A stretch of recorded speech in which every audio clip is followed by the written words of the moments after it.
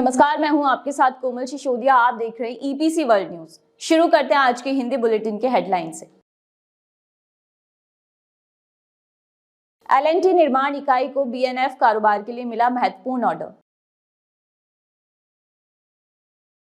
गुजरात ने महत्वाकांक्षी 500 मेगावाट सौर परियोजना का किया अनावरण। बुनियादी ढांचे में अवसरों की तलाश में ऑटो सहायक कंपनियों पर दाव। डिजिटल सार्वजनिक बुनियादी ढांचा भारत को 2030 तक पहुंचाएगा $1 ट्रिलियन की डिजिटल अर्थव्यवस्था तक। भारत के बुनियादी ढांचे के लिए अमृतकाल की कल्पना। इंफ्रास्ट्रक्चर इन्वेस्टमेंट ट्रस्ट में इनमें निवेश करने से पहले जानें इनके बारे में। राजस्थान में सड़क बुनियादी ढांचे के वित्त पोषण के लिए नवीन वित्तीय विकल्पों की जा रही जांच। NIIF ने इस डिजिटल इंफ्रा फर्म के लिए $200 मिलियन का खोला वॉलेट। 2024 में भारत में वेतन 9.5% बढ़ने की संभावना। भूमि बुनियादी ढांचे के मुद्दों ने भारत की हाइड्रोलिक राजधानी में MSME को घेरा। भारत हाईवे इनबिट को 7 इकाइयों में पूरी हिस्सेदारी बेचने के बाद GR इंफ्रा का हुआ फायदा। रूपसौल एनर्जी ने तमिलनाडु में 27.2 मेगावाट पी यूटिलिटी स्केल सौर परियोजना शुरू करने की घोषणा। शुरू करते हैं खबरें विस्तार से। ईपीसी प्रमुख ने घोषणा की कि उसकी निर्माण शाखा ने थाने में आवासीय टावरों के निर्माण के लिए अपने बिल्डिंग एंड फैक्ट्रीज व्यवसाय के लिए एक महत्वपूर्ण ऑर्डर हासिल किया है। लार्सन एंड ट्रूबो वर्गीकरण के अनुसार महत्वपूर्ण परियोजना का मूल्य 1000 करोड़ से 2500 करोड़ रुपए के बीच है। एलएनटी कंस्ट्रक्शन को मुंबई महानगरीय क्षेत्र के थाने में बहुमंजिला आवासीय टावरों के निर्माण के लिए एक प्रतिष्ठित रियल एस्टेट डेवलपर के रूप में अनुबंध मिला। आदेश के दायरे में 62 मंजिलों वाले 5 टावरों और बेसमेंट, ग्राउंड और 5 पोडियम वाले संबंध पार्किंग क्षेत्र के लिए कोर और शेल कार्यों का निर्माण शामिल है। भारत के नवीकरणीय ऊर्जा परिदृश्य में अग्रणी गुजरात ने 500 मेगावाट की एक अभूतपूर्व सौर परियोजना की योजना का अनावरण किया है। ये महत्वाकांक्षी पहल स्वच्छ ऊर्जा और स्थिरता के प्रति राज्य की अटूट प्रतिबद्धता का प्रतीक है। अग्रणी ईपीसी इंजीनियरिंग, खरीद और निर्माण फर्मों द्वारा प्रबंधित इस परियोजना का उद्देश्य क्षेत्र में प्रचुर और क्षमता का दोहन करना है। 500 मेगावाट क्षमता का रणनीतिक चयन देश के नवीकरणीय ऊर्जा लक्ष्यों में महत्वपूर्ण योगदान देने के गुजरात के दृढ़ संकल्प को रेखांकित करता है। राज्य ने सौर ऊर्जा उत्पादन के लिए अपने भौगोलिक लाभों का लाभ उठाते हुए हरित प्रौद्योगिकियों को अपनाने में लगातार खुद को अग्रणी के रूप में स्थापित किया है।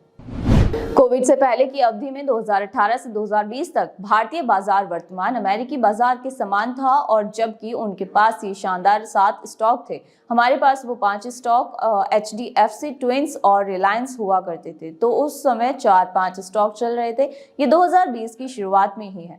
जनवरी से बाजार खुलने लगा और फिर मार्च में हमारे पास कोविड आ गया। तो फिलहाल पिछले लगभग 6 से 7 महीनों से ज्यादातर लोग यही उम्मीद कर रहे हैं, क्योंकि स्मॉल कैप और मिड कैप बहुत ज्यादा चल चुके हैं और प्रीमियम वैल्यूएशन उनके ऐतिहासिक औसत से काफी आगे है।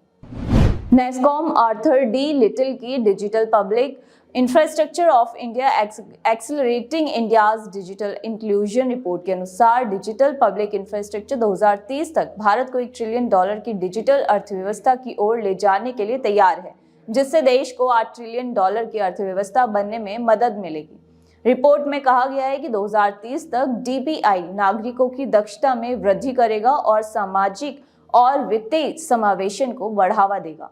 आधार और UPI जैसे परिपक्व DPI को 2022 तक महत्वपूर्ण रूप से अपनाया गया। अगले 7 से 8 साल आबादी की दूर दराज के क्षेत्रों तक पहुंचने की संभावना के साथ आगे स्केलेबिलिटी का अवसर प्रदान करते हैं। पिछले दशक में भारत के बुनियादी ढांचे के परिदृश्य में एक परिवर्तनकारी चरण देखा गया है, जिसने एक ऐसे भविष्य की नींव रखी जहां आर्थिक विकास बुनियादी ढांचे के निर्माण के दायरे और शक्ति के साथ जटिल रूप से जुड़ा हुआ है। जैसा कि देश अगले दशक की ओर देख रहा है, बुनियादी ढांचे का विकास अमृतकाल के दौरान भारत को और न्याय संगत विकास की ओर ले जाने में महत्वपूर्ण भूमिका निभाने के लिए तैयार है। बुनियादी ढांचे पर खर्च विभिन्न तरीकों से अपने प्रभाव को प्रसारित करने के मामले में एक शक्तिशाली गुणक प्रभाव रखता है।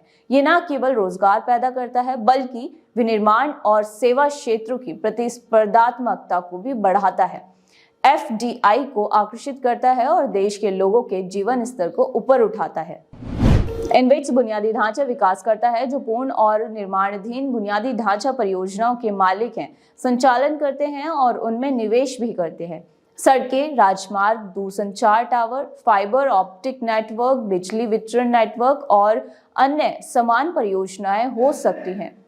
ये वित्तीय उपकरण हैं जो आपको ऐसी बुनियादी ढांचा परियोजनाओं में निवेश करने की अनुमति देते हैं। इन्हें समझने के लिए इन्हें म्यूचुअल फंड समझें। जैसा कि आप जानते हैं कि म्यूचुअल फंड विभिन्न निवेशकों से पैसा इकट्ठा करते हैं और विभिन्न स्टॉक या बॉन्ड में निवेश करते हैं।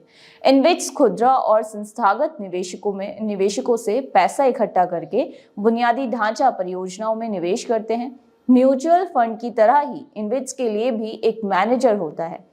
इन्हें एक उदाहरण से बेहतर ढंग से समझते हैं।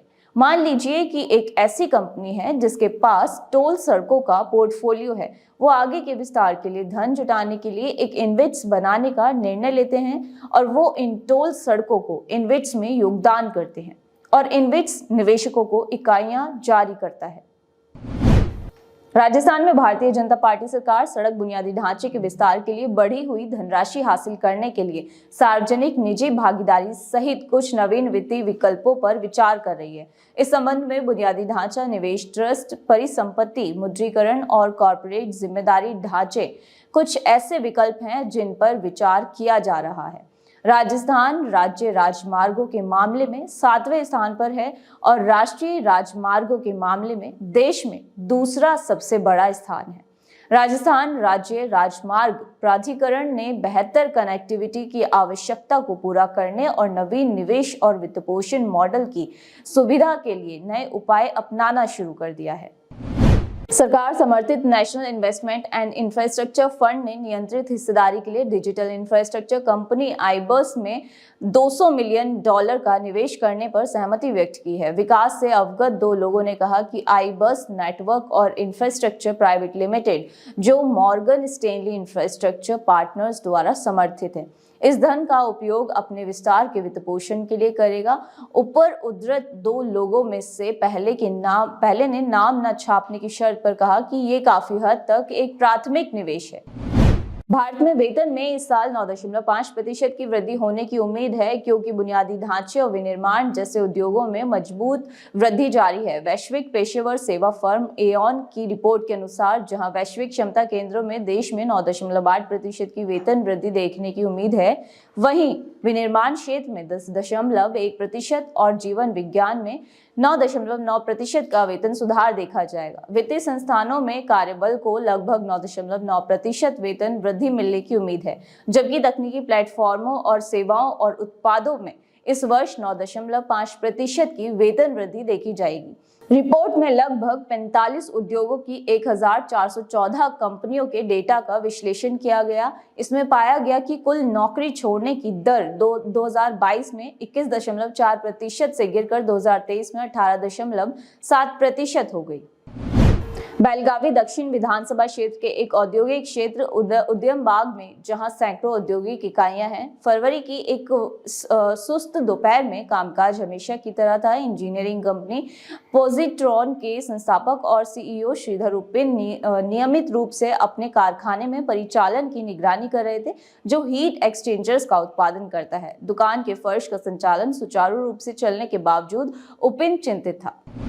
7 पूर्ण स्वामित्व वाली सहायक कंपनियों की इक्विटी शेयर में अपने पूरे निवेश की बिक्री के लिए भारत हाईवे इनविट के साथ शेयर खरीद समझौता करने के बाद जीआर इंफ्रा प्रोजेक्ट्स 1.41% बढ़कर ₹1200 हो गया। कंपनी के 7 पूर्ण स्वामित्व वाली सहायक कंपनियां अर्थात GR Phagwara expressway, Porbandar Dwarka expressway, Varanasi Sangam expressway, GR Akkalkot Solapur highway, GR Sangli Solapur highway, GR Gundugolanu Devarapalli highway और GR द्वारका देवरिया हाईवे है। बिक्री के बाद कंपनी को भारत हाईवेज इनविट की इकाइयां प्राप्त होंगी। इकाइयां सभी इनविट्स विनियमों और इनविट दिशा निर्देशों के तहत बुक बिल्डिंग प्रक्रिया के माध्यम से निर्धारित मूल्य पर जारी की जाएंगी।